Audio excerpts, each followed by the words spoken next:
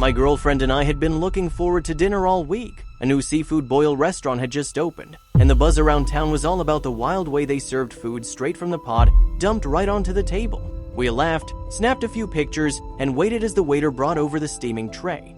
But the moment the food hit the table, our smiles vanished. Something was mixed in that absolutely should not have been there. My girlfriend gagged and bolted for the restroom, while the waiter's face turned ghost white. The manager arrived, took one look, and immediately reached for his phone. But before we start, smash the like button, subscribe, and don't forget the notification bell so you never miss any of our upcoming stories. There I was, wide-eyed and staring at the mess. Shells, corn, and potatoes were all over the table, but something shiny caught my eye amidst the chaos. I squinted, trying to see what it was, but my thoughts were interrupted by the persistent chatter from the other table. The manager, Mark, seemed a little frazzled as he attempted to address the mounting concern of the other diners. Meanwhile, I just sat there, still in shock. Mark approached us again, clearly doing his best in a tough situation. "I'm so sorry about all this," he said, trying to keep his voice steady. "I promise we'll get to the bottom of it. Please, let me take care of everything tonight." I nodded, unsure whether to say something. His assurance seemed genuine, but the whole thing just felt off. Emily was still in the restroom, probably just as confused as I was. Mark was leaning over the table, eyes narrowing as he examined the seafood spill. "This is strange," he mumbled to himself, picking up a cluster of clams. Around us, people murmured and stared, likely piecing together their own versions of what had happened. I couldn't brush off the feeling that this was more than just a kitchen mishap. I exchanged an uneasy glance with another diner, their concern mirroring my own. Just then, Emily returned to the table looking a bit pale. "What did I miss?" she asked, taking her seat next to me. I quickly filled her in on Mark's reaction and the odd object. "We should have gone to our usual spot," she sighed, trying to lighten the situation. But I could see in her eyes she was troubled by the whole ordeal. It was hard to shake the discomfort that had settled over us. Emily leaned closer. "Do you think we should leave?" she whispered, eyeing the shiny object again. There was a part of me that wanted to walk out, but my curiosity, coupled with Emily's, had us glued to our seat. "Let's stay a little longer," I suggested. We both gave each other a quick nod, deciding to brave whatever revelation awaited us. After all, something about this mystery needed solving. As if sensing our hesitation, Mark approached once more, eager to offer amends. "Please don't worry about the bill tonight," he offered, grateful for our patience. "This has never happened before, I assure you." Emily and I exchanged a look-free dinner, at least somewhat eased the awkwardness. We tried to carry on, but the strange metal piece kept drawing our attention, silently demanding answers. As we cautiously tried to eat, I couldn't help but notice the hushed conversations swirling around us. People at nearby tables were pointing at the curious object, their whispered words a subtle background to our dinner. Emily nudged me. "Look," she said, nodding toward a little boy who openly stared at our table, wide-eyed and pointing. Clearly, word was spreading fast amongst the diners. Driven by curiosity, I leaned over to the couple sitting at the next table. "Hi, I'm Jess," I introduced myself hesitantly. "Did you see all that?" They smiled warmly. Dave and Sarah were their names. "We did," Dave replied, a chuckle escaping his lips. "Pretty wild start for a new place, huh?" The tension eased as we shared our thoughts. It felt good to know we weren't the only ones baffled by the scene. "This is gonna hit them hard," Sarah noted, glancing at the other tables. "If word gets out, it could hurt their reputation." I nodded. The opening night hadn't gone as planned. Despite the oddity, there was a shared understanding among us, a realization that stories tend to grow larger than the reality. Emily joined in our talk, her initial discomfort easing into a sense of camaraderie. Together, we waited to see what would unfold next. Even with Emily looking uneasy, we both decided, let's see what happens next. Curiosity really hooked us in. Staying felt odd, but excitement buzzed around us. Other diners were also glancing our way, probably debating their thought. Taking a risk like this was out of character for us, but something in the air was contagious. As we sat there, our choice added a bit more adventure to our night than we expected. The dining room buzzed with the noise of staff rushing around, trying to keep the atmosphere light. Trays were balanced on outstretched arms as they navigated the crowded space. You could see the waiters whispering to each other, likely about our table. It was kind of impressive how they managed to juggle everything while pretending things were normal. Emily nudged me, nodding toward a server with a tray loaded with bubbling bowls of soup. Emily's eyes followed the waitress, Linda, who lingered by the manager, Mark. She had an anxious expression as they exchanged quiet words. "Look at Linda," Emily whispered, pointing subtly. "I wonder what they're saying." Linda's furtive glances at our table suggested she knew something more than she let on. It seemed they were as eager to solve the mystery as we were. Emily speculated, "Do you think they know what's going on?" Just then, the couple from earlier, Dave and Sarah, casually pulled up chairs at our table. "Mind if we join?" Dave grinned. We nodded, glad for company. "This is nuts, huh?" Sarah said as she settled in. We exchanged theories like old friends, bonded by the weirdness of it all. Sharing the experience somehow made it less unsettling. "We can all piece this together," Emily said, clearly relieved to not face the strangeness alone. "Let's see if we can figure out what happened," Dave suggested. His eagerness was contagious. Emily asked, "How do we start?" Dave shrugged. "Maybe we can find out where they source their stuff." He then quickly added, "Or who could have messed with yours?" Emily and I welcomed the idea. Having a plan kind of made everything feel more controlled. We all agreed it was at least worth a shot. Sarah entertained a different angle. "What about checking where the seafood comes from? There's gotta be more to this." Her suggestion made us pause. Emily nodded thoughtfully. Maybe something strange happened along the way. Sarah's instinct struck a chord. This was no ordinary dining experience. There had to be more layers than what we saw. Emily and I exchanged a nod, mentally preparing to dig deeper into the night's mystery. The sudden opening of the kitchen door brought Mike, the head chef, into the mix. He had a serious look but seemed genuinely intent on getting answers. He joined our table, shaking hands with each of us. "I want to personally find out what went wrong tonight," Mike assured us. We felt a bit more at ease, knowing someone from the kitchen was joining the investigation.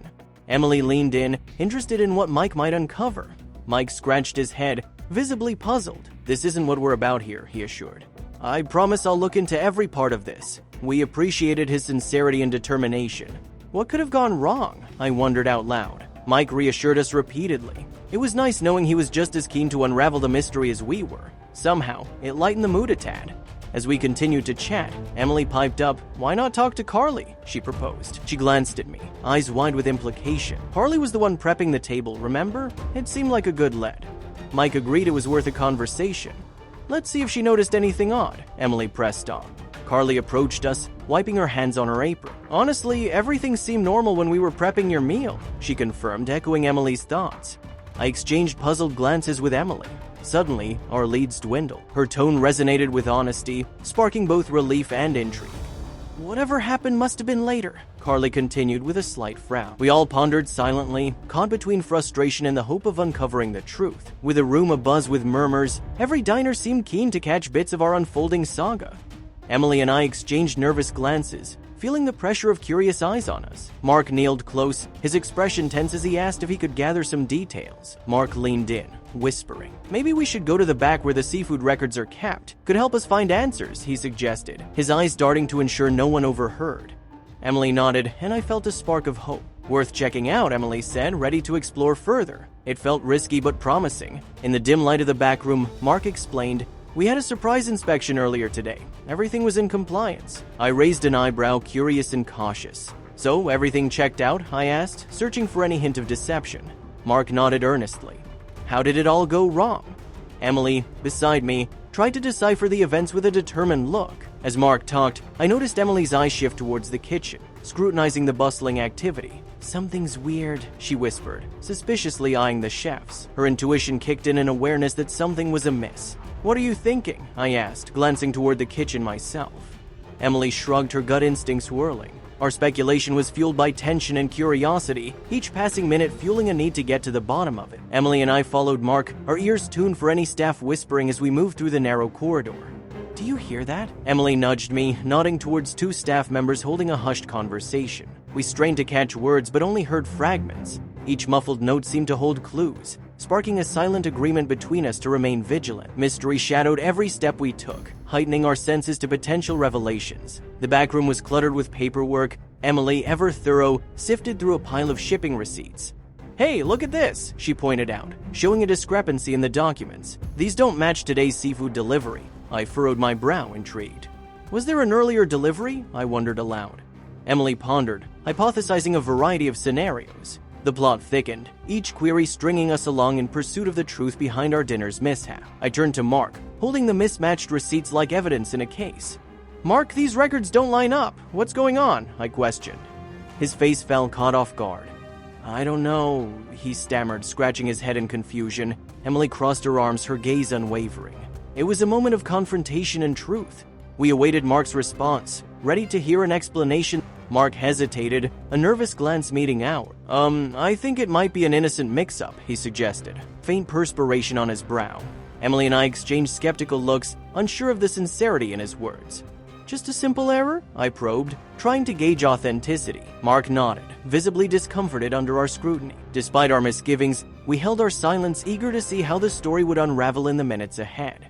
Dave leaned in, his voice a tad louder than intended. "Sounds fishy if you ask me," he commented, drawing attention. The restaurant buzzed with rumors of thefts in neighboring eateries.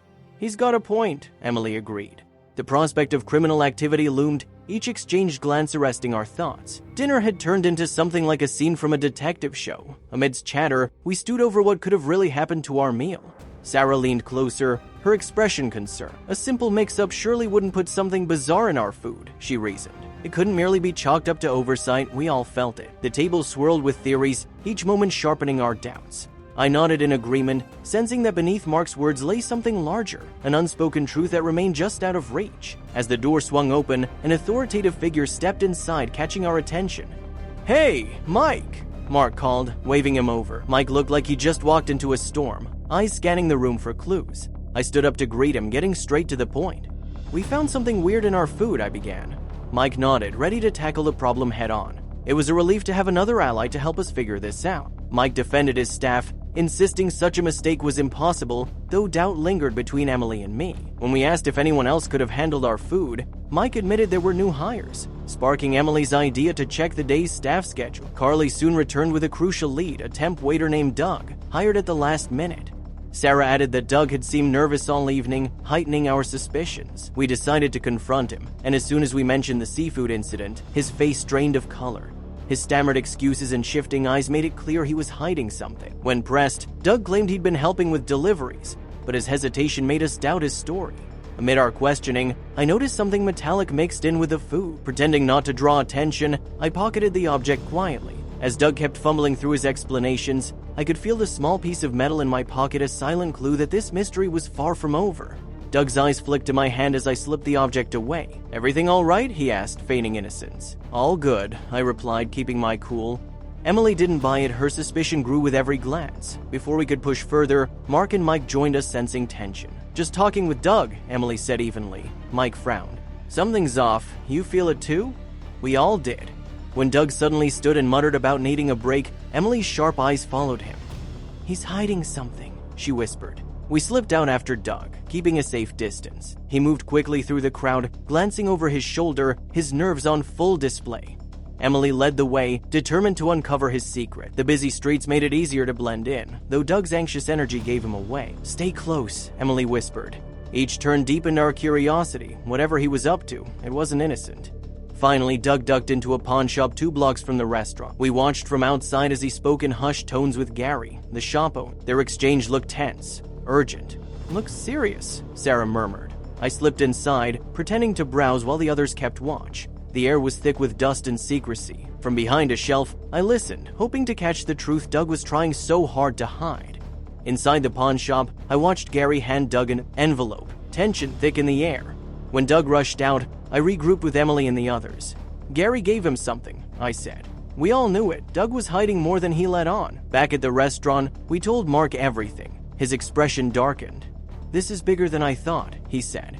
Emily urged calling the police and Mark agreed. For the first time, it felt like we might finally uncover the truth. Later, I showed Mark the metal object I'd found. His eyes widened. "This is my family crest!" The realization hit us hard. Doug wasn't just part of a scheme. It was personal. The police arrived soon after Mark's call, their presence grounding the chaos. Each of us recounted the night's strange events, and it wasn't long before they focused on Doug. Emily's instincts had been right all along, and her quiet confidence grew as the officers assured us they'd take it from there. By evening, word came that Doug had been arrested at a pawn shop. The twist deepened when police revealed the metal object was a stolen family heirloom belonging to Mark. Shocked but relieved, we finally understood Doug's motives, a tangled web of theft and deception that had brought us all together. With the truth uncovered, Mark promised to rebuild the restaurant's reputation and later invited us to dinner as a gesture of gratitude. As we accepted, a sense of closure settled in, proof that even from chaos, trust and new friendships can emerge. Thank you for watching. If you like this story, don't forget to hit the like button, subscription, and ring the notification bell so you never miss our upcoming story.